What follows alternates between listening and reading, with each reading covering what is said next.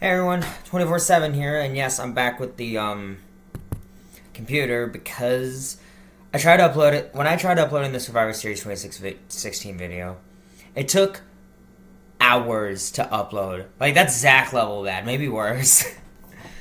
Sorry, Zach, but yeah, I'm filming this on Wednesday. I watched the show a couple days ago, and this is to be the first of Monday reviews. You guys, I kid you not, are getting 6 videos this month. You're welcome, I'm nice.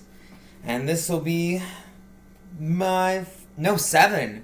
Because Zach's review of Survivor Series was technically in December, I think. I think it was. Correct me if I'm wrong. So technically 6 or 7. That's a lot. And today is NXT TakeOver Philadelphia.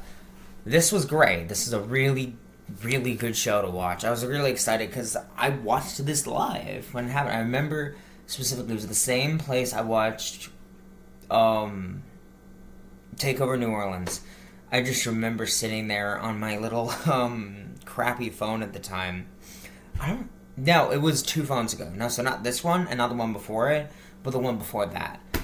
Oh my god, and I remember watching the tag match. I remember watching that specifically, and I remember watching the main event especially and being devastated. But we'll get to that. But yeah, NXT TakeOver Philadelphia. This show took place on January 27th, 2018. Also, so almost coming up on 8 years ago? 9? I don't even know how many years ago. So 7? Yeah, 7 years ago. Jesus Christ.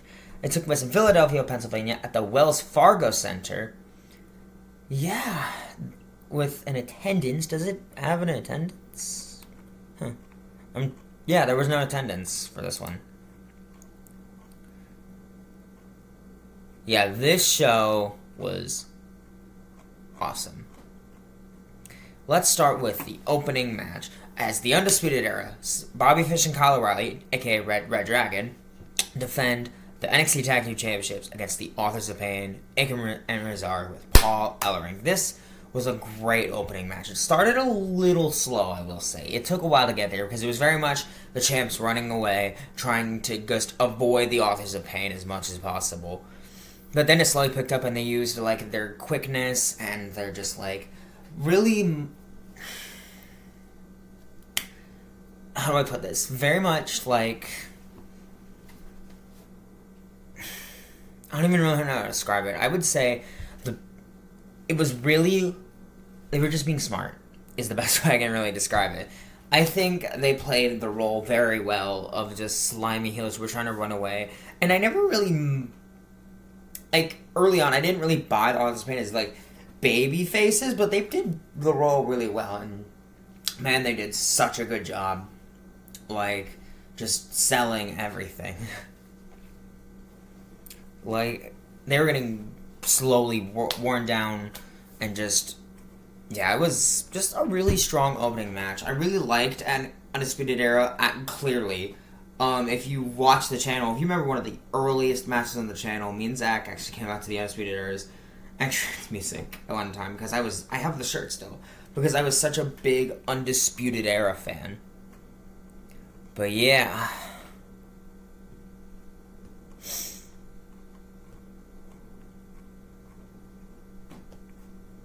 Yeah. Eventually, though, Authors of Pain had their finisher. I think it was called the Finals Chapter, where they had them in both. So each member of the Authors of Pain had someone in a powerbomb position. They smashed them. They basically whacked them into each other, and then just powerbomb them.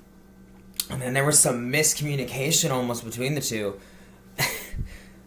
And then O'Reilly basically pushed Akam into Razor and then hit a roll-up to retain. I really liked the match. I'll give it 3.5 stars. It took a little while to get going, but I feel like I didn't do the match enough justice. But it was just a really good... And there was a lot of false finishes, all that stuff. This was like peak NXT Black and Gold. Well, not peak NXT Black and Gold, but it was like the best calendar year. I'd argue that NXT had. Maybe ever. Next, the Velveteen Dream takes on Cassius Ohno, aka Chris Hero. So the whole story of this match was that Cassius is like the KO guy. He knocks out people. And the Velveteen Dream was like, oh, I can knock him down in 10 seconds. And he did in fact knock Ohno with... knock him down in 10 seconds. And he was gloating and just being such a prick. He was very much... Yeah, I don't even know how to really describe it. But, like, he was just being kind of a prick. That's the best way to describe it. I was trying to think of a fun way to say it, but he was just being kind of a prick. But yeah, Ohno hit a fucking ripcord rolling elbow. That was fucking crazy. They just kind of went after each other. I will say this is the weakest match in the show, but I still really liked it. Yeah. Dream hit a Death Valley Driver. I love Dream's Death Valley Driver. That was so good. And then hit a Purple Rainmaker, so it was like an elbow drop, but he didn't hit it from the top rope. He hit it from the top of the ring post, so that was a good distance away. Hit the Purple Rainmaker for the win. Velveteen Dream wins. I give the match 3 stars. It was really good, but I don't know, something was off. Like, I was watching it, but I was like half invested, you know? It was weird. Next, Ember Moon defends the NXT Women's Championship against Shayna Baszler. So Ember Moon won this championship at NXT TakeOver War Games the year prior, after Asuka relinquished the title because they didn't want her to lose until they made her lose, I shit you not, the WrestleMania after, but whatever. And I want to go on a small rant here. I really think Ember should have ended Asuka's win streak. I really think she should have... They brought Asuka up way too early. They did. Not way too early, I should say. I think they should have had her drop the title at either War Games or, hell, at fucking Brooklyn 3. I loved their Brooklyn 3 match. That match is great. It was one of my favorite matches that year. I remember specifically, I was in high school and me and Zach were talking. We were just writing down our favorite matches, and I always just went back to that match because I really, really liked that match. But yeah, I think Ember should have beaten Baszler. Asuka. I really think her title reign actually suffered because of it. She felt like, yeah, you're good, but like you weren't good enough to beat Asuka, who was like I'm not saying she felt like a transitional champion. She definitely pulled her own, and you could see very much hints of Athena there with Ember Moon. But then Shayna Baszler, who is very fresh into NXT at this time, was just a bully. She literally was just labeled as like a bully who bullies people into getting what the fuck she wants. And Moon actually was like, hey, fuck you, I'm even gonna put my fucking title on the line if you stop being a bitch. And Shayna was relentless in this match. I love Shayna Baszler, especially around this time. 2019.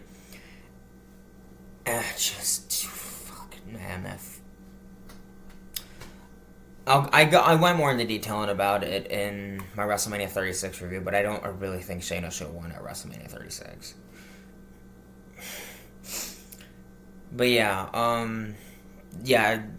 the whole match was basically Shayna just being relentless, especially on like the arms and like the whole upper body section of Ember Moon, and Ember trying everything, fighting for just even a gasp of breath to just get out of it, to find a way to get some distance between the two.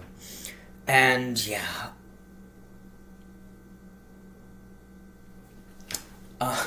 they just went after each other. He had the Kirifuda.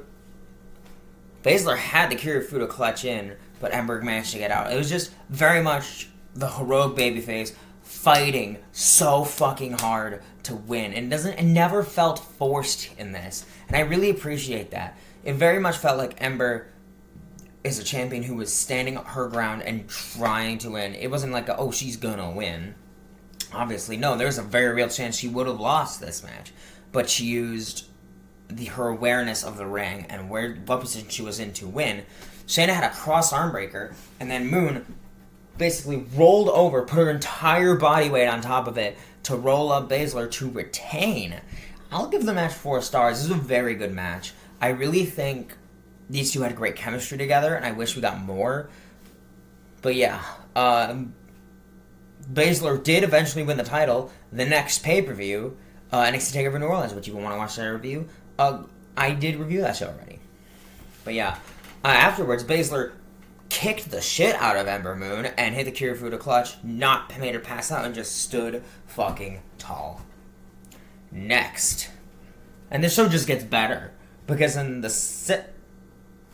your co-main event, not co-main event, but like, in the second to last match, Aleister Black takes on Adam Cole in an Extreme Rules match. So, Aleister Black was in the Fatal 4-Way match, which we'll also mention later. Who else was in that Fatal 4-Way match? Yeah.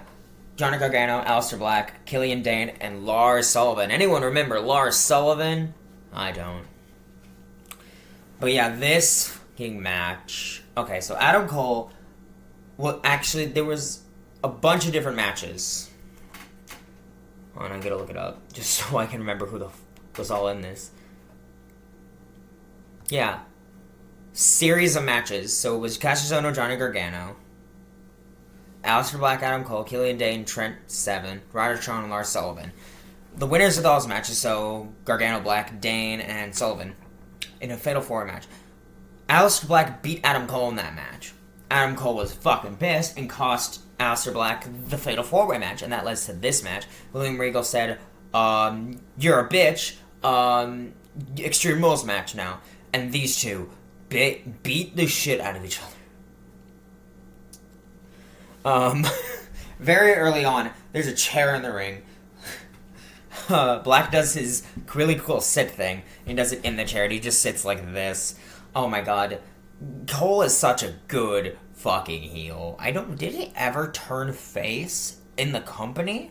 Like, he was cheered, but I don't know if he was ever a face.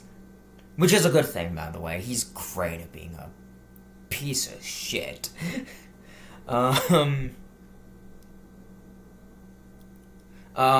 Cole hit a super kick into a chair on Black, and then he fell on 2 tables on the outside. I'm like, what the fuck just happened? So he hit a super kick into a chair onto Black, and then he fell through 2 tables. I'm like, what the fuck is this bullshit? Black hit a Death Valley driver onto 2 chairs. Oh my god. And the chairs, okay, so there were 2 chairs, right? Here, I have my chair here so you can see. The chairs were like this to each other. There was one chair here, and then there was another chair faced similar to this. And then Black Cole's like, no, we're not doing that. And then turned them around, so they were both backs against each other, kind of like this. And then Black hit a Death Valley driver onto there.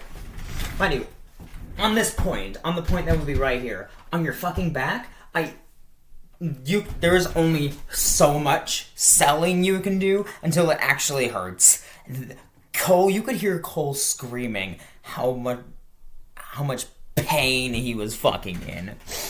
Oh my god. And then Undisputed Era came out, hit the Total Elimination, which by the way is a fucking sick tag team finisher. It's so cool. And then Sanity came out. Eric Young, Alexander Wolf, and Killian Dane. By the way, fucking love Sanity. I adore them. I wish the WWE did more of them. But yeah, fuck Vince McMahon. They attacked Fish and O'Reilly, and Dane hit a suicide dive on the outside to everyone. And then Aleister Black hit a double knee on Cole through the announce table. Oh my god, and then he ended it. There was a really cool sweet spot in the match as well, where they both had a kendo stick. And Black threw it down. And then Cole's like, you're stupid, you're really fucking stupid, I'm gonna kick this shit out of you. And I thought that was the funniest fucking thing. But eventually, Aleister Black hit a black mass on Adam Cole to win. I give the match 4.5 stars. It was a very fun Extreme Rules match. The feud earned this. It didn't felt forced. But yeah, I think both guys look really strong here. I don't think Cole lost anything by being pinned here. He was going to win the North American title in the ladder match next pay-per-view. And Black actually went on to win the NXT title also at that same show. So I think both guys would be fine. Yeah, but this next match, the main event. Holy shit. Andrade Cien Almas, accompanied by Selena Vega, defends the NXT Championship against Johnny motherfucking Gargano. Johnny Wrestling. Gargano was on a losing streak at this point because he was right after the breakup of DIY. They broke up DIY because Ciampa was hurt. And Gargano lost a lot. He lost to Pete Dunne. He lost to fucking, Danny Burch, I think, right before Lorcan and Burch were a tag team, so... And it was just... But he was so popular, he always put on good matches, and he actually lost to fucking, Andrade at TakeOver Brooklyn 3 before SummerSlam night, the year before. So it was very much...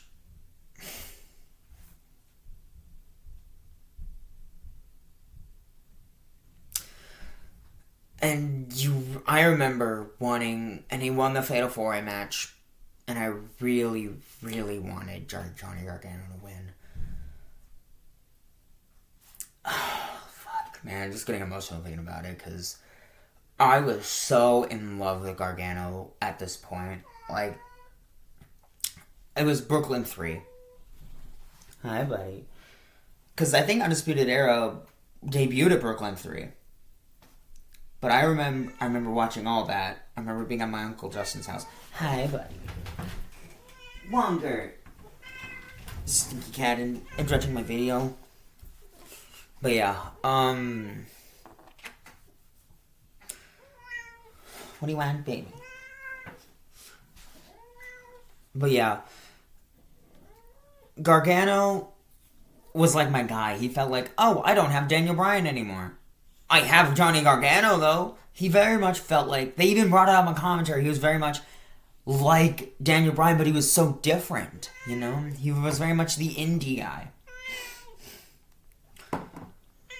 What, baby? Jeebus. Can I please talk about Johnny Gargano when he was the best?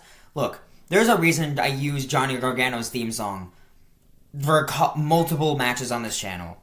Because that meant that much to me. I even made my own sign. Like, when I posted something on the community page recently, but I got to see Johnny Gargano live, and that felt so good for me. That was like late 2018 too. That was very like end of the year 2018. But like, I went through so much watching Johnny Gargano, and I feel bad. I'm barely talking about Andrade here because he won the title. I think in a call during the match, he beat Drew McIntyre for the title because Drew got hurt. I think he got a really bad concussion. And like, I don't even know how to say this, but like, he won the title, and I don't think anyone was expecting it because he beat Gargano at like Brooklyn 3, and then he just won the title. And that was crazy because like, oh, okay, I didn't really know who Andrade was. I knew who Andrade was after this match. This match, holy fucking shit. So here's the thing. You're either gonna love this match or you're gonna hate this match. This is not a flippy shit match, but this is a TakeOver main event match. And that's a special kind of match. I'm gonna be honest, you either love or hate these matches. I'm not sure how Zach feels about these, but I fucking love TakeOver main event matches. All the stupid near falls, all the stupid crazy shit, the heartbreak of these matches. They are so good at making you feel things. These two went out and put on a goddamn perfect match. Absolutely perfect.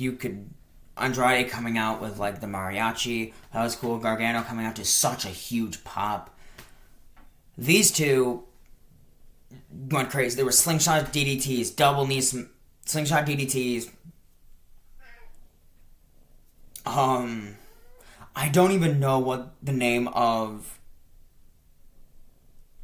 I think it was a slingshot spear. I don't even know what the hell it was called. I can look it up. Johnny Gargano had a tope suicida as well.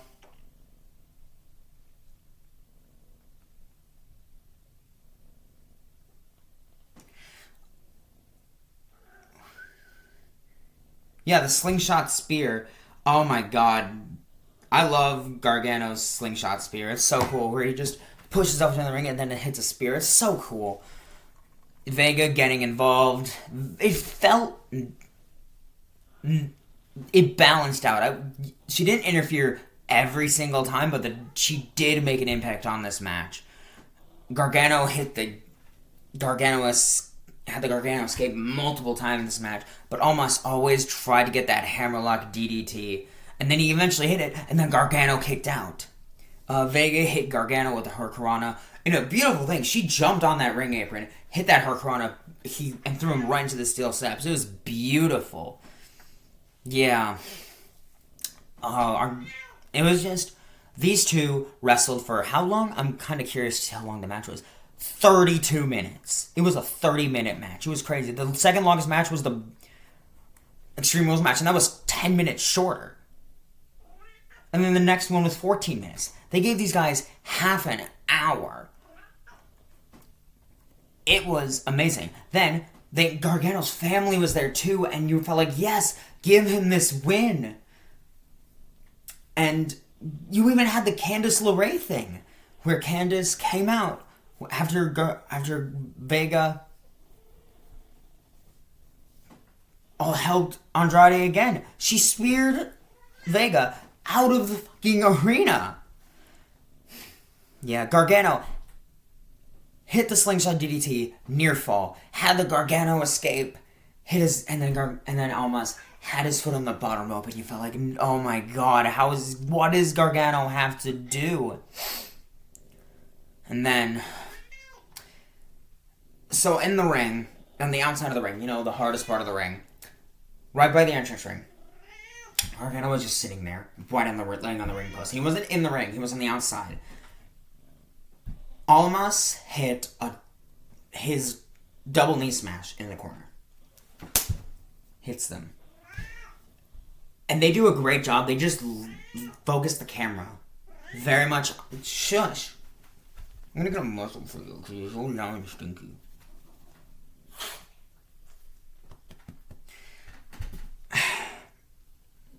Gargano looked like he was dazed. Legit like he was almost gonna go unconscious. And it was such good selling. He just looked there dazed, like he got the wind fucking knocked out of him. It was beautiful selling. And then Almas had to get got Gargano in there, had Gargano's feet on the top rope, hit the hammerlock, an elevated hammerlock DDT on Gargano to retain. 5 stars. Was I sad Gargano lost again? Yeah, I was actually, like really badly. But it didn't... Now I don't care. It does bring me up a point that I will mention later. But it was such a good match that now I don't even care. I'm going to give it 5 stars. It was... And speaking of 5 stars, this was the first ever NXT match to get 5 stars. This was only WWE's 6th 5-star match. And it was their first one since John Cena versus CM Punk at Money in the Bank 2011. 7 goddamn years. This match was like, holy shit. And I think it really, more than anything, proved Gargano was a top star. But also, Andrade was fucking great. I think this was like the biggest thing for Andrade. Getting this win and just showing like, yeah, he's great. And me and Zach were excited that Andrade was coming back to WWE because we know he can be great. It just sucks that I think WWE's in a point, this is a whole other Wrestle Ramble, that I have an idea for Zach, of where I think WWE maybe has too many good stars right now. It sounds so weird. But, like, I feel like there's a whole Wrestle Ramble, and I'll talk to Zach about, he's probably going to watch this video and then get back to me about it. But, yeah, and then after the match, Ciampa came back. And as Gargano and LeRae were sitting in the ring after his applause, Gargano went to the top of the stage. Ciampa came back, hit him with a fucking crutch. And you see Gargano laying there being consoled by his wife as Ciampa just walked away. And that's how the show ended. So they would have their match at TakeOver New Orleans, and it was a great match. It was fucking phenomenal. But then after that was Chicago 2. So Gargano won at New Orleans, right? Ciampa beat Gargano in the street fight at Chicago.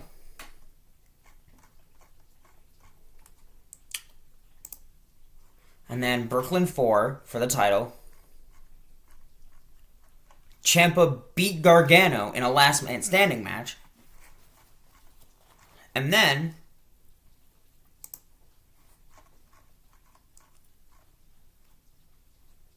Gargano lost at War Games to Aleister Black because he was a heel. So, yeah, like, I don't know. It's just, Johnny Gargano was so popular, yet he lost one.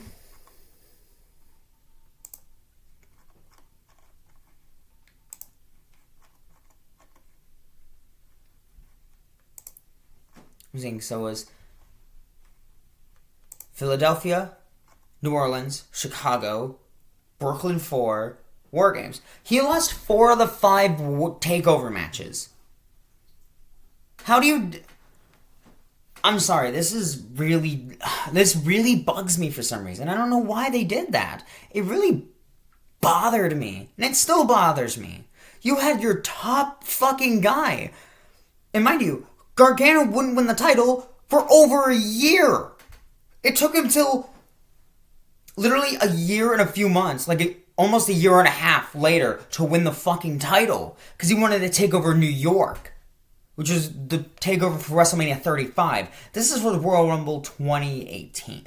This was the before Royal Rumble 2018. He won the title. Okay, so he lost this match in January.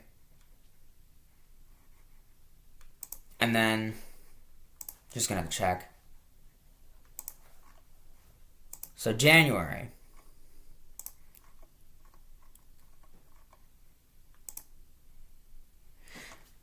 And would not win the title. He lost this match January of 2018 and would not win the title till April of 2019. Mind you, that match is great. But then he only held it for a month. I get it. The chase is important. But you also have to follow through. I don't know. I just felt like Gargano lost too much. I'm not making a whole Wrestle Ramble about it, but I really feel like...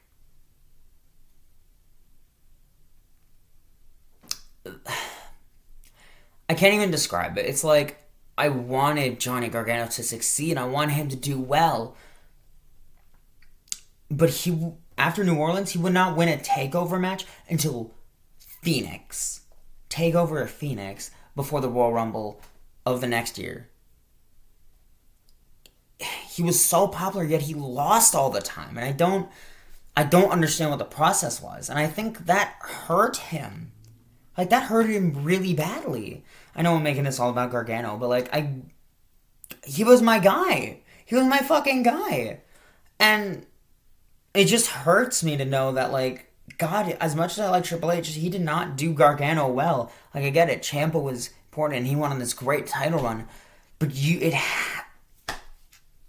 Gargano should have won the title later that year. He should have won it either at War Games, or he should have won it or in the last man standing match, or something. I don't know. He got his win on back from Ciampa, but that was 2020. At that point, it didn't fucking matter. I don't know, man. It's just... I think NXT failed Johnny Gargano, and that really sucks, because I wanted him to do better, and he was great. He always had one of, if not the best matches on the card each time. Sorry, my cat figure's going off. That's... Thanks. Yeah, sorry about that. Yeah, I know I probably just rambled. How long is this video now? 30 minutes. I know. I basically went on a rant for 10 minutes. I'm sorry, guys. I don't know. Maybe Zach can understand what I'm saying when he watches this. But yeah, I hope you guys... I liked the show. I'll give it an 8 out of 10. It was an awesome show. I recommend it. If you guys haven't seen it, watch it for the main event alone. That's all I gotta say. The main event alone makes this like a 7. Makes this like a 7 out of 10. Everything else was just sprinkles on top and with a nice cherry. There's no bad matches on this show. That's for most of these shows. They're all fucking great. But next time you see me, y'all are getting two reviews next week from me. First is Saturday night's main event, because I'm going to Zach's this Saturday to watch that, and I'm going to try streaming it. It probably won't work. I don't care. And then you're getting the normal review that week with Armageddon 2000. So yeah, guys. Hope you guys enjoyed that. I'll see you guys with more awesome wrestling content. Thank you for watching.